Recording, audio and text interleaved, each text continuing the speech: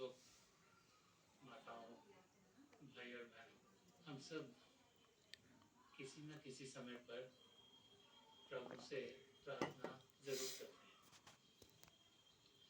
बहुत से लोग जब उनकी ज़िंदगी में उन्हें लगे कि चीज़ें ठीक चल रही हैं, तो वो फिर प्रभु को कम याद करते हैं। वो ऐसा समय है जब वो सोचते हैं कि उनके करके ही कुछ ना कुछ उनकी ज़िंदगी में डल रहा है। लेकिन जैसे ही कोई तकलीफ आती है, चाहे वो शारीरिक हो, चाहे घर के कार्यों में हो, चाहे दफ्तर का कुछ काम हो, या कोई और तकलीफ इंसान को आए, तो उस समय वो लोग जिनका विश्वास प्रभु में होता है वो जरूर प्रार्थना करने की कोशिश करते हैं। आजकल का समय ऐसे है जबकि कई देशों में कई लोग सोचते हैं शायद प्रभु है ही नहीं। वो समझते हैं कि जो कुछ हो रहा है हमारे करके ही हो रहा है, और फिर वैसे लोग कभी प्रार्थना करते नहीं। वो उनकी समझ यही है कि शायद उनके करके ही सब कुछ उनकी जिंदगी में हो रहा है। लेकिन फिर भी जब बहुत मुश्किल आती है तो इंसान ये जरूर सोचता है कि कोई ना कोई ताकत है जो उसे मदद कर सकती है। तो हमें प्रार्थना किस किस्म की करनी चाहिए?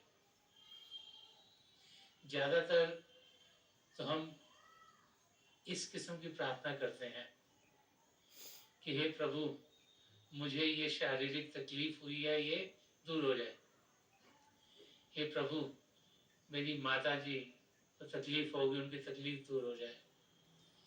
हे प्रभु, मेरा बिजनेस बहुत खराब हो रहा है, ये बेहतर हो जाए। और दुनिया की चीज़ों और इस शरीर को तंदुरुस्त रखने के लिए इंसान ज़्यादा प्रार्थना करता है। हे प्रभु, मेरे एग्जाम्स आ रहे हैं, मेरे मार्क्स अच्छे आ जाए।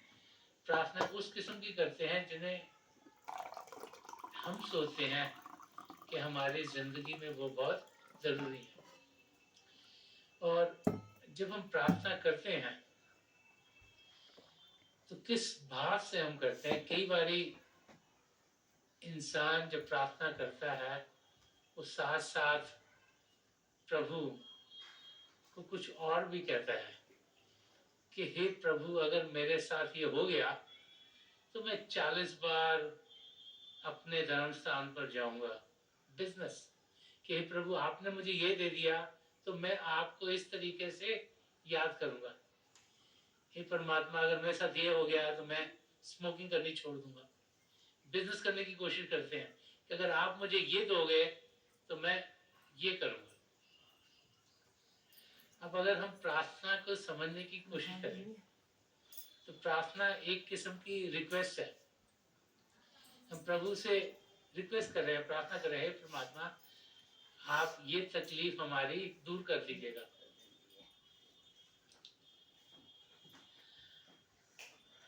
तो जैसे जैसे एक शिष्य का फेथ, उसका विश्वास पिता परमेश्वर में बढ़ता है, वैसे वैसे जो प्रार्थना की लेवल्स हैं ये बदलनी शुरू हो जाती हैं।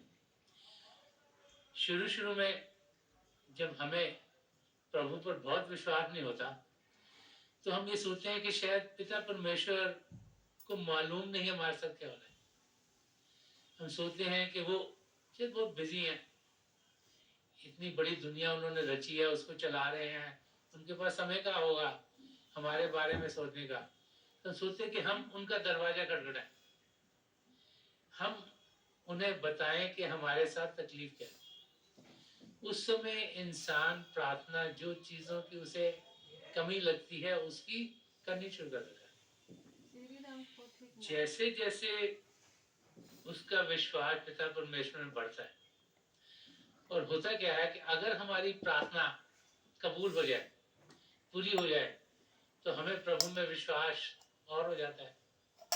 और अगर प्रार्थना हमारी कबूल ना हो तो हमारा विश्वास प्रभु में टूट जाता है।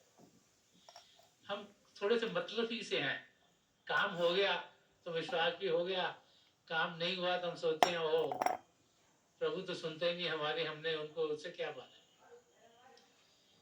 लेकिन समय के साथ साथ जैसे जैसे इंसान जिंदगी से गुजरता है उसको समझ में आना शुरू हो जाता है कि प्रार्थना भी वही कबूल होती है जो हमारे लिए बेहतर होती है। अगर कोई चीज हमारे लिए अच्छी होगी और हम मांगेंगे तो प्रभु अपनी मर्जी में हमें वो जरूर देंगे। लेकिन अगर कुछ हमारे लिए अच्छा नहीं होगा जिसका असर शायद हमें 5 साल 10 साल 15 साल के बाद मालूम होगा, तो वो फिर हमारी जिंदगी में ढलता नहीं। उस समय हमें समझ में नहीं आती, लेकिन 5 10 15 साल के बाद जाकर समझ में आती है कि ये अच्छा ही हुआ कि वो हमारी जिंदगी में नहीं हुआ। तो आस्ते आस्ते वो लोग जिनका ध्यान प्रभु की ओर होता है उनका विश्वास पिता परमेश्वर में बढ़ना शुरू होता है। और फिर जब विश्वास बढ़ता है तो हमें ये भी जानकारी होती है कि प्रभु तो हमारे साथ क्या हुआ वो भी जानते हैं, क्या हो रहा है वो भी जानते हैं, क्या होगा वो भी जानते हैं। जब उस किस्म की समझ हमारी जिंदगी में आ जाती है तो फिर हम बाहर की किसी चीज की फिर प्रार्थना नहीं करते। हमारे कर्म क्या है हमें मालूम नहीं, लेकिन पिता परमेश्वर तो जानते हैं हमारे कर्मों करके क्या क्या हमारे साथ गुजर नहीं है।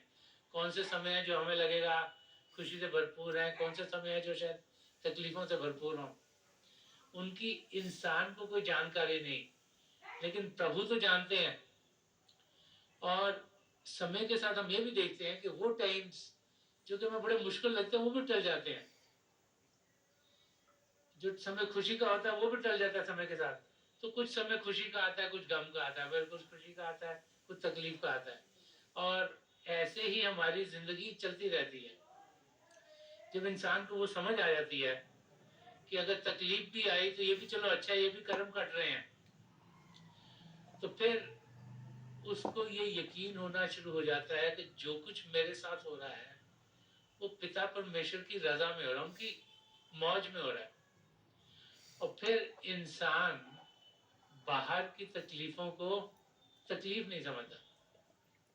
उसे मालूम है कि अगर कोई तकलीफ आई भी तो इसका भी कुछ फायदा है, इसमें भी कोई कर्म कट रहे हैं, कर्म हल्के होंगे ताकि आत्मा के ऊपर जो कर्म जुड़े हुए कम होते चले जाएंगे। और वो खुशी खुशी से उन टाइम्स में से गुजर जाता है। और फिर जैसे जैसे और समझ इंसान की सही होती चली जाती है उसका विश्वास पिता परमेश्वर में बढ़ता चला जाता है। तो फिर वो बाहर की किसी चीज की प्रार्थना नहीं करता,